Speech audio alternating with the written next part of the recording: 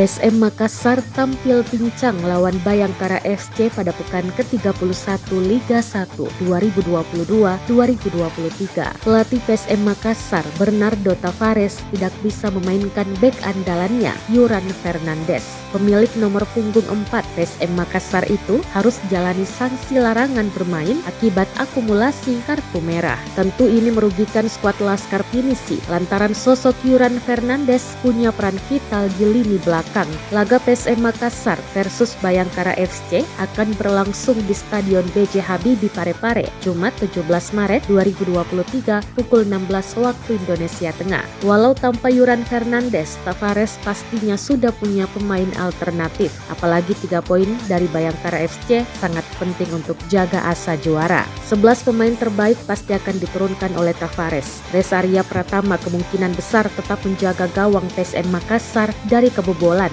Akbar Tanjung kembali ditarik mundur menutupi posisi Yuran. Pemain nomor punggung 28 ini akan bahu-membahu dengan Erwin Gutawa dan Agung Manan. Di lini tengah, Ananda Raihan berjibaku dengan M. Arfan untuk hentikan serangan Bayangkara FC. Ken Sonambu bertugas sebagai pengatur lapangan tengah. Sayuri bersaudara Yakob Yance dengan kecepatannya akan bongkar pertahanan lawan dari sayap. Duet juru gedor dipercayakan kepada Willem Jan Plim dan Everton Nascimento. Di kubu Bayangkara FC, mereka datang dengan target bawa pulang poin. Anak asuh Agus Sugeng Rianto dalam performa baik, 6 laga terakhir meraih poin penuh.